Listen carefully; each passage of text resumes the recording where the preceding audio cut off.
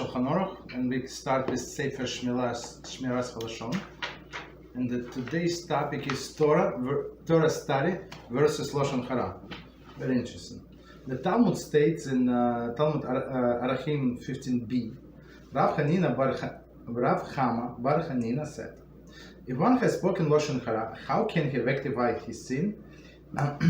If he is a Torah scholar, he should toil in Torah study, as it is written, a healing for a tongue is a tree of life. It's Mishlei 15:4. Torah is a tree of life, as it is written in Mishlei 3:18.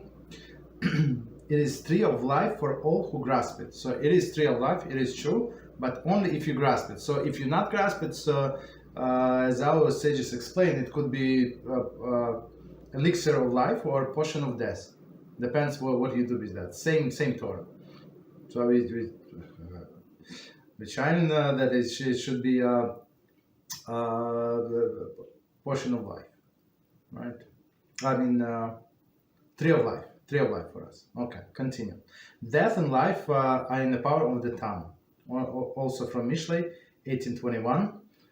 Evil speech can deny one eternal bliss in the next world. So meaning it's very easy to lose your place in the Olam Haba, right? But in the next world by just speaking Lashon Hara. Very simple. One who seeks to heal his tongue of his terrible malady should partake of the tree of life, that is Torah.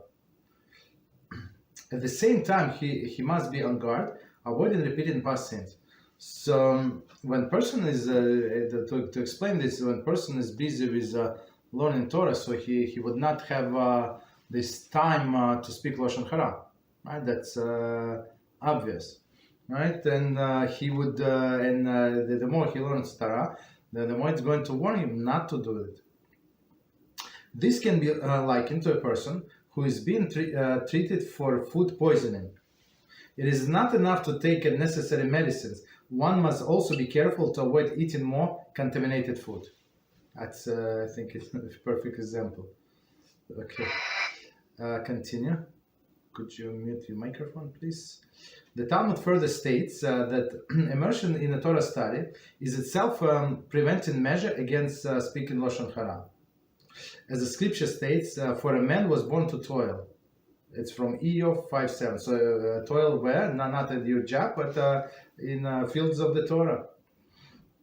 The Talmud Sanhedrin 99b understand toil as a reference to speech. Okay, here's another explanation. Specifically, that speech of the Torah study. Exactly. Right? How do we study Torah? We speak the words out loud. Right? And also, when you pray, you must pray out loud. Okay. The Talmud is teaching us that man's tongue differs from all his other limbs in a very important way. Use of the man's other limbs require energy. If man is lazy, his limb will not be put to maximum use, right? So if he's lazy. Such is not the case with the tongue. Men need not overcome any innate laziness to engage in conversation. It's very interesting, right? So a person is lazy, he's not going to get up from his couch and that's it, right? But even if he's lazy, he could speak non-stop.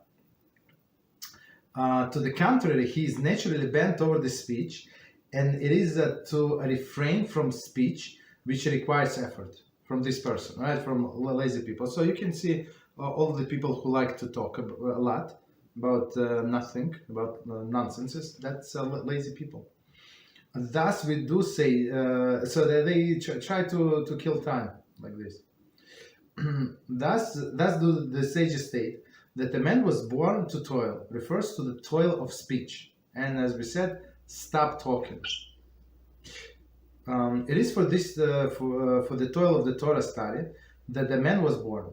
However, man has a free choice to decide what nature of the speech will be. So just to note, so it says man was born for the Torah study, for the Torah study. But of course, he has a free choice whether he's going to do it or not, because there is a reward. So if so there is Eitz Hara in a way. If he will not use natural inclination toward the speech for the study of the Torah, then inevitably he will speak other matters and will transgress the laws of forbidden speech. Okay, so we stop here.